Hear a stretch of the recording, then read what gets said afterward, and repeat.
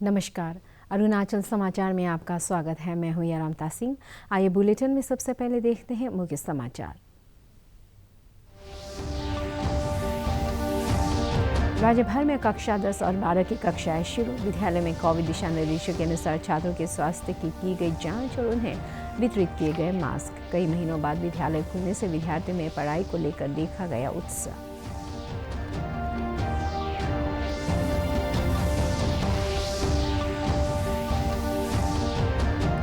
प्रधानमंत्री नरेंद्र मोदी ने राजस्थान के पाली जिले में जैनाचार्य श्री विजय वल्लभ सुरेश्वर जी महाराज की 191वीं जयंती पर शांति प्रतिमा का किया अनावरण।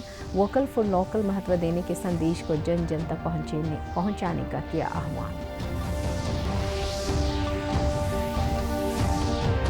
देश भर में आज मनाया जा रहा है राष्ट्रीय प्रेस दिवस। केंद्रीय सूचना और प्रसारण मंत्री प्रकाश जावड़ेकर ने कहा, प्रेस की स्वतंत्रता लोकतंत्र की आत्मा। ईटानगर में राष्ट्रीय प्रेस दिवस के अवसर पर मीडिया कर्मियों के लिए कार्यशाला आयोजित।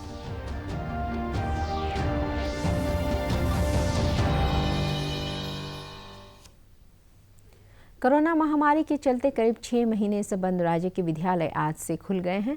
राज्य सरकार के दिशा निर्देशों के अनुसार सीबीएसई परीक्षाओं के मद्देनजर आज से केवल कक्षा 10 और 12 की कक्षाएं शुरू हुई है।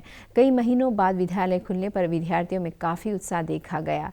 विद्यालय में प्रवेश के समय छात्र छात्राओं की थर्मल स्कैनिंग की गई और स्वास्थ्य कर्मियों ने उनके स्वास्थ्य की जानकारी ली। ईस्ट सियांग जिले के राजकीय उच्चतर माध्यमिक विद्यालय रुकसिन के उप प्रधानाचार्य तातर सारो ने बताया कि विद्यार्थियों को सोशल डिस्टेंसिंग, सैनिटाइजेशन और अनिवार्य रूप से मास्क लगाने के दिशा निर्देशों का पालन करने को कहा गया है। उन्होंने कहा कि राज्य के शिक्षा विभाग द्वारा विद्यार्थियों के लिए उपलब्ध कराए गए मास्क उन्हें वितरित किया गया।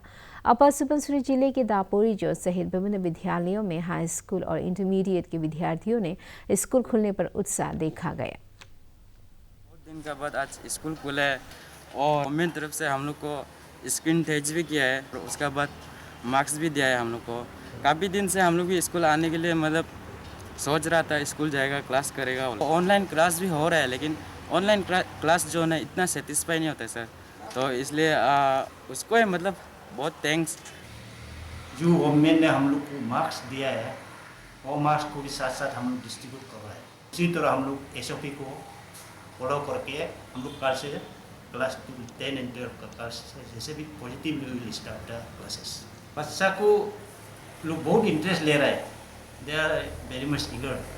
उन लोग पढ़ने का दिल है इसलिए आ रहा है। Even in class 12 also, more than 600 students. So because of this situation, we cannot fulfill the teaching and learning process, but we follow the prescribed by the government. प्रधानमंत्री नरेंद्र मोदी ने आज राजस्थान के पाली जिले में जैनाचार्य श्री विजय वल्लभ सुरेश्वर जी महाराज की 191वीं जयंती पर वीडियो कॉन्फ्रेंसिंग के जरिए शांति प्रतिमा का अनावरण किया। समारोह को संबोधित करते हुए प्रधानमंत्री ने कहा कि नया साल आध्यात्मिक आभा का वर्ष है और प्रेरणा देने वाला है। प्रधानमंत्री ने कहा कि यह प्रतिमा विश्व के लिए शांति और अहिंसा की प्रेरणा का स्रोत बनेगी। उन्होंने कहा कि आचार्य वल्लभ ने भारत को शिक्षा के क्षेत्र में आत्मनिर्भर बनाने का प्रयास किया। उन्होंने कई राज्यों में कई शिक्षा संस्थानों की स्थापना की। प्रधानमंत्री ने कहा कि देश महिला शिक्षा के क्षेत्र में योगदान के लिए इन संस्थाओं का ऋणी है। श्री मोदी ने संतों और महात्माओं से आग्रह किया कि वो वोकल फॉर लोकल यानी स्थानीय चीज़ों को अधिक महत्व देने के संदेश को अपने अनुयायियों तक पहुंचाएं। मुझे विश्वास है कि स्टैच्यू ऑफ पीस विश्व में शांति, अहिंसा और सेवा का एक प्रेरणा स्रोत बनेगी।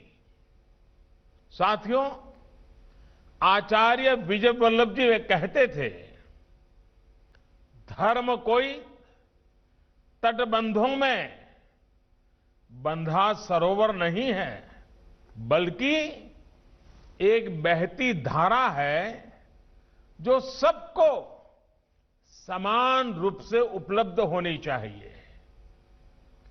उनका ये संदेश पूरे विश्व के लिए अत्यंत प्रासंगिक है। जिस प्रकार से आजादी के आंदोलन की पीठिका भक्ति आंदोलन से शुरू हुई, भक्ति आंदोलन ने ताकत दी, वैसे ही आत्मनिर्भर भारत की पीठिका तैयार करने का काम भी हमारे संतों महंतों आचार्यों का है। आप जहां भी जाएं, जहां भी बोले, अपने शिष्य हो या संतजन हो, आपके मुंह से लगातार ये संदेश देश के हर व्यक्ति तक पहुंचते रहना चाहिए। और वो संदेश है वोकल फॉर लोकल। जितना ज्यादा हमारे कथाकार, हमारे आचार्य, हमारे भगवंत, हमारे संतजन, उनकी तरफ से बात जितनी ज्यादा आएगी, जैसे उस समय आजादी की पीठिका आप सभी आचार्यों, संतों, महंतों ने की थी, वैसी ही आजादी की पीठिका, आत्मनिर्भर भारत की पीठिका आप तैयार कर सकते हैं। और इसलिए मैं आज देश के सभी संतों, महापुरुषों के चरणों में आग्रह पूर्वक निवेदन कर सकता हूं, प्रधान सेवक के रूप में निवेदन करता हूं कि आइए हम इसके लिए आगे बढ़े। बिहार में आज नीतीश कुमार ने 7वीं बार राज्य के मुख्यमंत्री के रूप में शपथ ली। राजभवन में आयोजित सादे समारोह में राज्यपाल फागू चौहान ने एनडीए विधायक दल के नेता नीतीश कुमार और उनके मंत्रिमंडल के सदस्यों को पद और गोपनीयता की शपथ दिलाई। मुख्यमंत्री के साथ ही राज्य में इस बार 2 उप मुख्यमंत्री बनाए जा रहे हैं। उप मुख्यमंत्री पद के लिए एनडीए द्वारा तय किए गए दोनों विधायकों तारकिशोर प्रसाद और रेणु देवी ने भी शपथ ली। इसके अलावा मंत्रिमंडल में शामिल किए गए अन्य नवनिर्वाचित विधायकों ने भी शपथ ली। गौरतलब है कि हाल ही में संपन्न हुए 243 सदस्यीय बिहार विधानसभा के चुनाव में एनडीए को 125 सीटें मिली हैं। शपथ ग्रहण समारोह में भाजपा के राष्ट्रीय अध्यक्ष जेपी नड्डा और केंद्रीय गृह मंत्री अमित शाह सहित अनेक गणमान्य व्यक्ति उपस्थित थे। आज राष्ट्रीय प्रेस दिवस है। इसका आयोजन स्वतंत्र और उत्तरदायी प्रेस के प्रतीक के रूप में हर साल 16 नवंबर को किया जाता है। आज ही के दिन भारतीय प्रेस परिषद ने कार्य करना शुरू किया, जिसका गठन प्रेस के उच्च मानदंड बनाए रखने और उसे बाहरी पाबंदियों, दबावों और खतरों से बचाने के लिए नैतिकता के प्रहरी के रूप में किया गया था। केंद्रीय सूचना और प्रसारण मंत्री प्रकाश जावड़ेकर ने कहा है कि प्रेस की स्वतंत्रता लोकतंत्र की आत्मा है। इस अवसर पर भारतीय प्रेस परिषद द्वारा आयोजित एक वेबिनार में श्री जावड़ेकर ने कहा कि प्रेस की आज़ादी पर हमला उचित नहीं है। उन्होंने कहा कि प्रेस की आज़ादी जवाबदेही वाली आज़ादी है। श्री जावड़ेकर ने कहा कि मीडिया का यह दायित्व है कि वो उत्तरदायी तरीके से अपने स्वतंत्रताओं का उपयोग करे। ये टीआरपी का क्या मामला है? इश्तिहार देने वाले इश्तिहार देंगे, उनको एक गाइड चाहिए कि कहाँ इश्तिहार देने से ज्यादा फायदा होगा, किस समय देना चाहिए, कौन से कार्यक्रम में देना चाहिए, किस चैनल को देना चाहिए। यह एडवर्टाइजर का दृष्टि है। और ब्रॉडकास्टर्स है जिनके यहां उनको इश्तिहार देना है। तो ये दोनों ने आकर एक टीआरपी की सिस्टम बनाई, मार्ग स्थापन किया। हमने जानबूझकर, सरकार ने इसमें कभी हस्तक्षेप नहीं किया, तो मैनिपुलेशन की संभावना कैसे खत्म की जा सकती है? इसके लिए हमने कमेटी नियुक्त की है। लोग मांग कर रहे हैं कि प्रेस काउंसिल को थोड़ी अधिक ताकत देनी चाहिए। इस पर भी विचार चल रहा है। टीवी चैनल्स के लिए तो प्रेस काउंसिल जैसी व्यवस्था नहीं है, तो वहां सेल्फ रेगुलेशन की व्यवस्था होनी चाहिए। आज एक संस्था बनी है जिसके जस्टिस सिकरी साहब उसकी अध्यक्षता करते हैं। कोई भी शिकायत कर सकता है, उसका संज्ञान लेते हैं, उसको दंडित भी करते हैं चैनल को। और तीसरा है ओटीटी प्लेटफॉर्म्स। ना वहां प्रेस काउंसिल जैसी व्यवस्था है, ना वहां सेल्फ रेगुलेशन है। इसलिए वहां भी राष्ट्रीय प्रेस दिवस के अवसर पर आज ईटानगर में अरुणाचल प्रेस क्लब और अरुणाचल प्रदेश श्रमजीवी पत्रकार संघ द्वारा words, visuals and its impact on journalistic content विषय पर मीडिया कर्मियों के लिए कार्यशाला आयोजित की गई। इस अवसर पर जाने माने पत्रकार स्वर्गीय तारो चातुंग के जीवन पर आधारित डॉक्यूमेंट्री की स्क्रीनिंग की गई।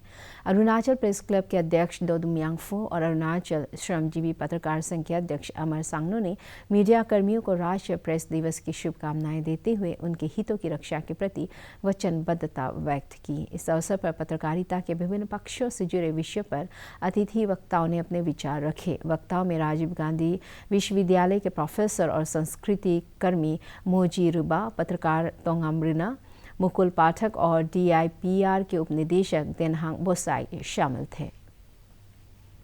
फिर बना डाला। दोस्तों, आप लोगों को स्टेट का पहला सुपरस्टार्स दिया। रोशम बियो जो लीड एक्टर था वो तो एक्टिंग के लाइन में अब नहीं है, नौकरी करते हैं दूरदर्शन में, लेकिन हागेडी आपा का नाम तो आपने सुना होगा, जो आज एक नॉर्थ ईस्ट लेवल में नहीं कंट्री लेवल में एक ऐसे ओहदा पर है as an actor.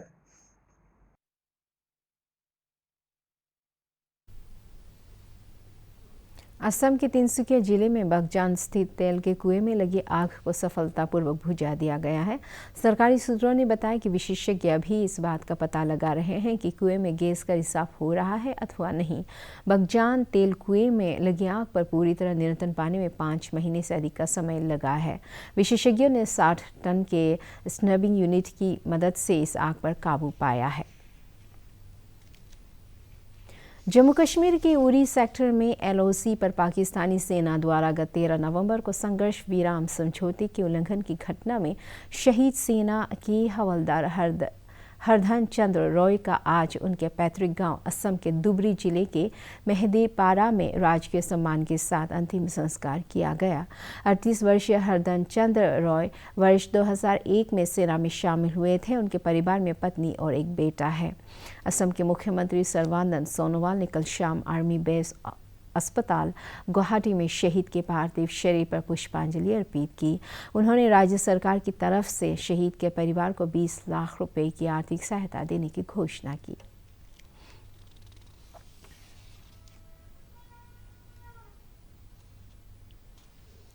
Arunachal Pradesh में रविवार को कोविड संक्रमण के 20 नए मामले दर्ज किए गए और 79 रोगी स्वस्थ हुए। राज्य स्वास्थ्य सेवा निदेशालय के अनुसार दर्ज किए गए नए मामलों में ईटानगर राजधानी क्षेत्र और अपर सियांग से 5-5, लोअर दिबांग वैली जिले से 4, तवांग से 3, वेस्ट कामेंग से 2 और लोंगडिंग से 1 मामला शामिल है। राज्य भर में कल रविवार की छुट्टियों के चलते केवल 522 सैंपल एकत्र किए गए, जिसमें से 220 ईटानगर राजधानी क्षेत्र से हैं। प्रदेश में कोविड के सक्रिय मामलों की संख्या 1264 है और अब तक 14,500 रोगी स्वस्थ हो चुके हैं।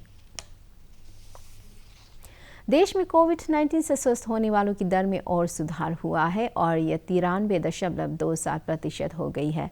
पिछले 24 घंटों के दौरान 43,000 से अधिक मरीज संक्रमण से ठीक हुए।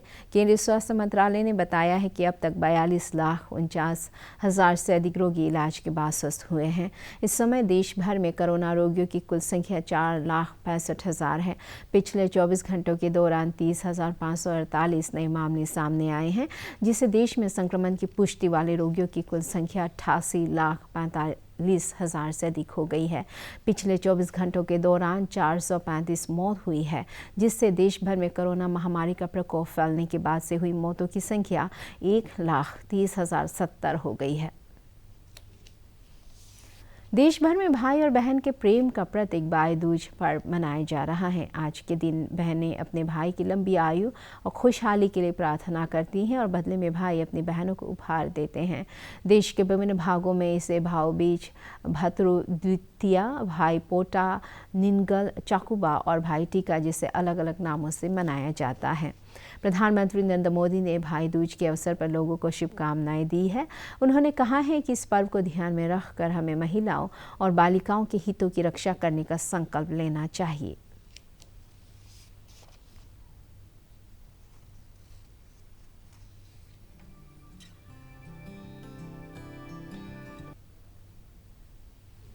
अपर सुबनसिरी जिले के दापोरिजो में आयोजित दापो प्रीमियर क्रिकेट लीग में जिले की 19 टीमें हिस्सा ले रही है।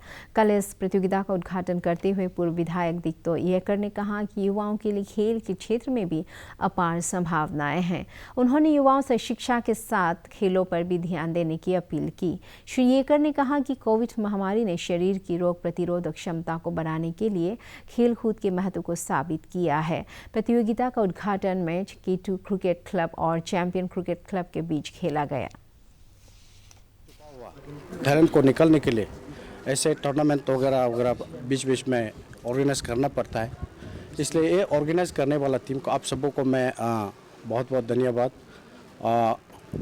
बाकी जो है कि हम अरुणाचल समाचार के आज के अंक में इतना ही। जाने से पहले आप सभी से अनुरोध है कि कोविड-19 के दिशा निर्देशों का पालन करें, हमेशा मास्क लगाएं, बार बार हाथ धोएं और सोशल डिस्टेंसिंग के नियमों को मानें। हम कल फिर हाजिर होंगे अरुणाचल और देश दुनिया की खबरों के साथ। चलते चलते आपको बता दें कि आप अरुणाचल समाचार हमारे YouTube channel DD news Arunachal पर भी देख सकते हैं। देखते रहिए अरुण प्रभा। नमस्कार।